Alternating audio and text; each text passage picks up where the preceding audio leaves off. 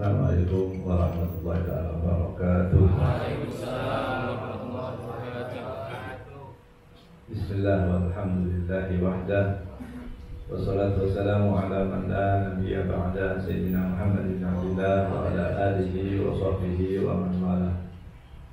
Allahumma salli wa sallim wa karrim wa azim wa taraham wa tahannan ala Sayyidina Maulana wa Habibina wa Syafi'ina wa qurrati a'yunina Muhammad wa ala alihi wa sahbihi ajma'in. Hadirin rahimahullah, pada siang hari ini kita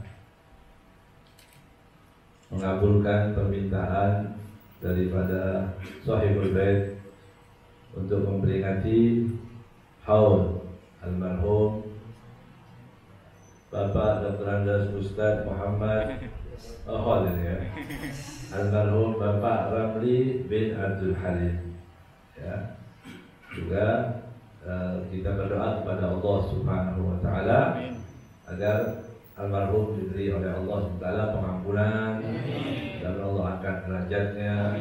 Allah kabarkan kepada beliau tentang keadaan keluarganya semua dalam keadaan baik-baik saja, dalam keadaan yang taat kepada Allah Subhanahu wa Ta'ala.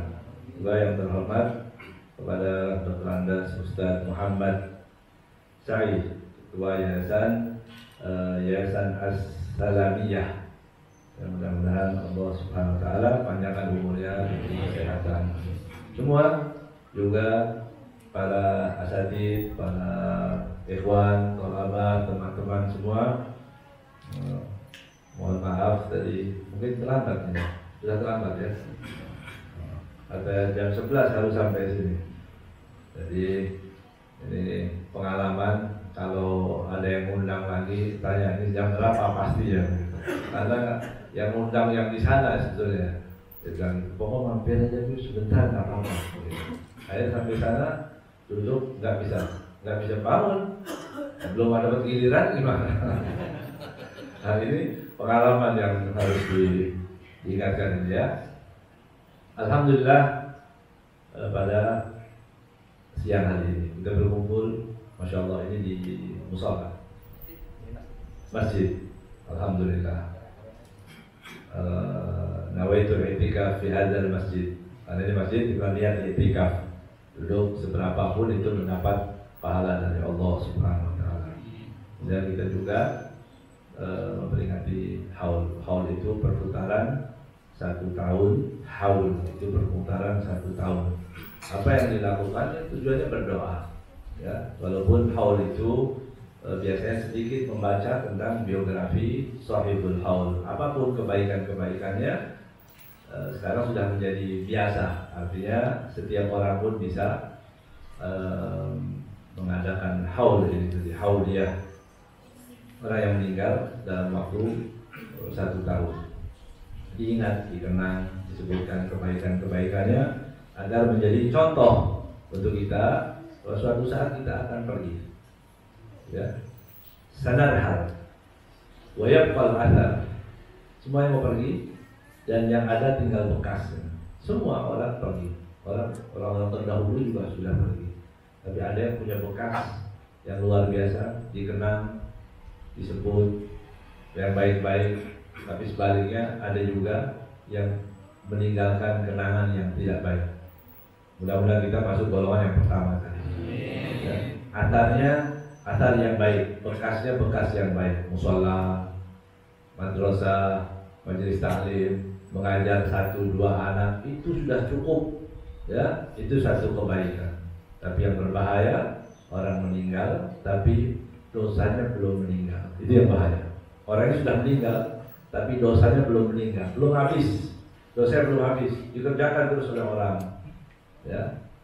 Atau dia melakukan hal-hal yang buruk, atau dia membuat sesuatu yang keburukan yang berkesinambungan. Kalau dibilang jariah kan nggak pantas. Ya, buruk yang jariah kan nggak bagus. Tapi ini berkesinambungan terus. Dosa itu terus karena tadi memulai sesuatu yang tidak baik. Juga orang yang sudah meninggal, apa tujuannya kita berdoa? Kita mendoakan orang yang meninggal karena nanti suatu saat kita akan pergi, kita juga akan meninggal, dan di waktu itu kita membutuhkan doa. Ya, membutuhkan doa dari orang-orang yang masih hidup. Itulah yang dimaksud di dalam hadis, laulal ahya lahalakatil amwat. Laulal ahya lahalakatil amwat. Kalau bukan karena orang yang masih hidup, niscaya yang mati binasa. Maksudnya mati itu sudah selesai. Iya, tapi mereka tenggelam dalam kesusahan, rintihan yang tidak bisa didengar oleh siapapun. Kemudian tapi masih punya saudara, anak, murid, kerabat, tetangga yang baik, berdoa, ya Allah, maka syukuri ketika kita kenal dengan orang muslim yang baik, itu bersyukur kepada Allah. Karena doa itu mungkin nanti dia akan panjatkan kepada kita. Kita nggak main-main pergi di mana kok, berangkat insya Allah bisa sampai kota Makkah, Madinah, ya. Dan kita bertemu dengan orang-orang macam-macam itu, yang bisa bahasa Arab dikit-dikit dari mana? Oh, ini dari Afrika, ini dari mana? Kemudian kita kenalan, kemudian cukup dengan itu. Tahu-tahu dia orang yang soleh, orang yang baik. Dia berdoa ketika kita sudah meninggal, Rabbana ighfir lana wa li ikhwanina alladziina sabaquna bil iman, maka jadi kebaikan. Makanya dulu orang-orang itu dikenalkan bahwa anaknya disebut namanya, Pak Kiai, Pak Ustadz, Pak Habib, disebutkan. Ini Ustadz, Habib, ini anak saya namanya Fulan-Fulan. Ini anak saya namanya Fulan-Fulan. Apa tujuannya? Tadi supaya dia saling mengenal di dunia. Kalau kenal di dunia, insya Allah nanti di akhirat juga. Karena makom orang tidak tahu, sekarang di dunia nggak tahu kita. Mana makom yang paling tinggi dari manusia? Nggak tahu. Di hadis disebutkan orang yang dianggap biasa-biasa, tidak berbuat apa-apa, tidak tersohor, tidak dikenal orang, tapi dia di sisi Allah dia tinggi. Lau aqsama 'ala Allah la abarrah. Ya, ada orang-orang yang madfu'un indal bab dalam hadis itu kan. Madfu'un indal bab itu kalau mau masuk pintu, gitu ya. Diintip sama sahibul bait, ini orang nggak penting ini biasanya. Bilang kita nggak ada. Karena penampilannya, gitu. Madfu'un indal bab. Itu disebutkan, dianggap orang tadi tidak penting. Ada orang datang, pakai jas, rapi, wah, bagus ini, ya, kelihatan. Sahibul bait baru lihat dari dalam, wah orang keren nih, masuk. Oh, masuk ternyata ngutang dia. Salah ya, salah. Ada orang yang biasa-biasa tahu-tahu berbuat baik, itu kan sering tidak terjadi. Ya, ada orang penampilan nggak ada apa-apa ya, tapi dia masya Allah. Ini.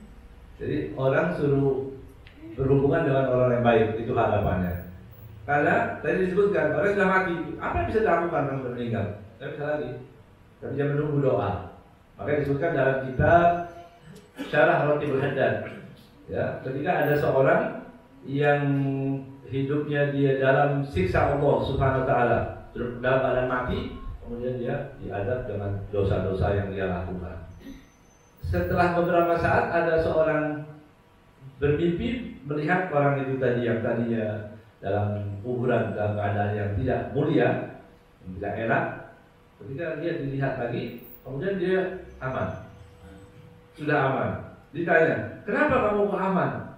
Sudah nggak disiksa lagi. Alhamdulillah, saya punya anak sudah bisa baca Bismillahirrahmanirrahim. Masya Allah. Ya, Allah angkat, Allah tidak siksa lagi orang tuanya gara-gara anaknya baca Bismillahirrahmanirrahim. Ini ada keterkaitan. Makanya jangan salah paham orang yang mengatakan idza mata ibnu adam qata'a amaluhu illa min thalath. Apabila anak Adam itu mati, manusia itu mati, maka terputus amalnya. Ada yang mengatakan udah kalau orang mati, nggak perlu khol, nggak perlu doa, nggak perlu apa-apa lagi, mati dikubur udah begitu aja. Nah, itu kan nggak begitu.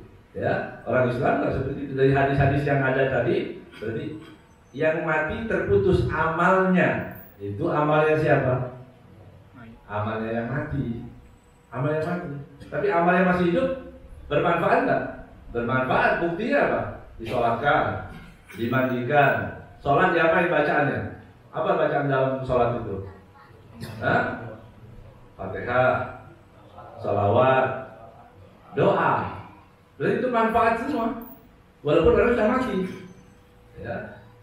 Sekarang enggak, itu yang masyru', itu yang diajarkan oleh Rasulullah SAW. Doa-doa itu. Tapi kalau ada orang kedua mau sholat lagi, bermanfaat nggak? Bermanfaat. Ada orang ketiga, keempat, kelima, dan seterusnya, bermanfaat. Jadi ini menunjukkan orang yang sudah meninggal pun akan selalu dia mendapatkan kebaikan-kebaikan daripada orang yang masih hidup. Itu yang dimaksudkan dalam hadis tadi, laulal ahya lahalakatil amwat. Alhamdulillah. Sahibul Hal pada siang hari ini senang, ya. Bagaimana? Anaknya, putra-putranya, kerabatnya, tetangganya datang masih mengingat, berdoa. Orang yang datang, apa hikmahnya? Kalau kita datang kemudian berdoa, dipanggil tetangga, ada yang mau meninggal, ada yang meninggal, datang. Ada tahlil, datang. Ada apa aja, datang. Nanti walaupun dia tidak dikenal orang, walaupun dia dianggap orang biasa-biasa, Allah akan menggerakkan hati orang untuk berdoakan. Itu balasan. Kama tadinu tudan. Ya, man dzakar dzukir, wa man nasiya nusya. Yang ingat akan diingat, yang lupa akan dilupakan. Karena dia ingat masih hidupnya mendoakan orang, nanti Allah akan gerakkan hati orang. Dan itu banyak contohnya. Ya, banyak contoh dari orang-orang yang hidupnya dia nggak punya kerabat, bahkan kerabatnya orang yang anti dengan doa-doa ini. Salah asuh, salah asuh, nggak boleh, udah mati, nggak berdoa dan sebagainya. Tapi subhanallah, karena dia rajin hadir dan sebagainya, para tetangga berinisiatif, bikinkan tahlilnya sampai 7 hari, masya Allah, supaya ikut membiayai dan sebagainya. Tadi, mandakan tuhil, wa manasya, nusia, yang lupa akan dilupakan. Nah, kita dalam rangka itu. Dan Allah menyebutkan dalam Al-Quran, Rabbana fir lana wa li ikhwanina alladziina sabaquna bil iman. Apa maksudnya? Rabbana fir lana, ya Allah ampunilah kami. Ayat sebelumnya, walladzina ja'u min ba'dihim, dan orang-orang yang datang setelah mereka, yaqulun, mereka berdoa, memohon. Apa doanya? Rabbana fir lana, ya Allah ampunilah kami, wa li ikhwanina, dan saudara kami, alladzina sabaquna bil iman. Itu maknanya dua. Arti sabaquna bil iman, yang pertama yang saya kita dengar, ya siapapun yang mati sebelum kita. Sabaquna, artinya mendahului kita dengan keimanan. Tapi ada juga mengartikan sabaquna bil iman. Siapa yang kita doakan? Yang kualitas imannya lebih baik dari kita. Arti sabaquna bil iman, artinya dia lebih dahulu imannya. Sabaquna. Jadi sabaq itu mendahului, afdal. Apanya? Bukan mati dulu, bukan. Tapi maksud sabaquna bil iman adalah orang-orang yang kualitas imannya yang lebih baik. Yang kita doakan siapa? Berarti orang suruh berlomba-lomba. Dalam artian ayat ini, setiap orang berlomba-lomba supaya imannya lebih baik. Supaya apa? Supaya mendapatkan doa kita di Rabbana fir lana wa li ikhwanina alladziina sabaquna wa la taj'al fi qulubina ghillan lil ladziina amanu. Ya Allah, jangan jadikan di hati kami ghil. Apa ghil itu? Benci, tidak suka. Ada lihat orang Islam dan suka, itu munafik. Nah, itu ciri orang munafik. Jadi orang Islam itu seharusnya lihat orang Islam senang. Tapi kalau ada lihat orang Islam nggak suka, ini mereknya yang mana ya? Oh ini yang apalah gitu merek, jadi dikasih merek. Oh ini yang radikal ya. Oh yang ini nggak boleh. Wala tanabazu bil alqab, ya dilarang kita tanabuz bil alqab, menstempel orang Islam yang lain. Oh itu kelompok yang ini kelompok yang itu. Jangan seperti itu. Ya, karena itu masuk ghil, itu masuk dalam ghil. Padahal ghil itu dimintakan untuk dibersihkan dari hati setiap Muslim. Alhamdulillah. Dan yang 12:30 ini sudah waktunya makan ya. Antum sudah capek otomatis ya. Mungkin ada satu kejadian yang insya Allah ini menjadi bisyarah. Ya, bisyarah, kabar gembira. Jadi kabar gembira pertama bahwa ceramah ini akan segera diselesaikan. Itu kabar gembira. Iya. Jadi yang ini para asatidz yang suka ceramah, perhatikan wajah orang. Ya, gitu. Tidak, ceramah cuma 5 menit. Kalau sudah mulai senang, berarti mereka berharap benar-benar 5 menit. Kalau bisa 3 menit berhenti itu. Ya, jadi jangan orang lapar dikasih terus lagi semangat kita ngomong, tapi wajah orang sudah mulai, ya begitu. Yang itu bisyarah yang pertama, kabar gembira pertama. Yang kedua, Imam Hasan Al-Basri ini riwayat mansub ila Imam Hasan, ada yang meriwayatkan ila Imam Ma'ruf al-Qarhi. Alhamdulillah dua-duanya para imam kita. Ada seorang bermimpi. Ada orang datang kepada Imam Hasan al-Basri. Wahai Imam, aku punya anak perempuan dan sudah meninggal, dan aku tidak tahu keadaannya bagaimana di akhirat sana. Aku nggak tahu. Kalau dia datang, apa amalan apa supaya aku bisa mimpi? Karena orang yang meninggal itu biasanya dimimpikan itu keluarganya. Ada muridnya, ada orang-orang jauh, tergantung kesiapan itu tadi, ya, kesiapan rohaninya, begitu. Karena kalau orang yang mati itu medianya harus mati juga. Pertemuan itu nggak bisa orang hidup dengan orang mati, ya, harus mati juga. Matinya lewat mimpi. Makanya kalau orang tidur, Bismillahirrahmanirrahim, ahya wa bismika amut, maut, dengan maut itu baru ada pertemuan. Kalau ada orang saya dalam keadaan jaga melihat orang yang sudah mati, ini biasa banyak ini halusinasi, ya. Ini halusinasi, ya. Tapi apakah mungkin? Ya mungkin saja, mungkin para aulia sholihin. Tapi kalau kelas-kelas kita udah jangan coba-coba begitu, ya. Nanti dikira orang, nanti takutnya itu dikasih penenang dibawa ke rumah sakit, ya. Imam Hasan al-Basri radhiyallahu ta'ala anhu waktu dikatakan bahwa aku punya anak perempuan tapi tidak tahu keadaannya bagaimana. Kata Imam Hasan al-Basri, kamu salat 2 rakaat, 4 rakaat, 2, kemudian diajarkan bacanya ini dan itu, dan mudah-mudahan kamu bermimpi. Setelah dia baca, dia bermimpi. Benar, ibu tadi bertemu dengan putrinya. Bagaimana keadaan kondisi putrinya? Menyedihkan. Kedua tangannya terbelenggu dalam keadaan dia disiksa oleh Allah Subhanahu wa taala. Dia bangun dari mimpi, semakin sedih lagi.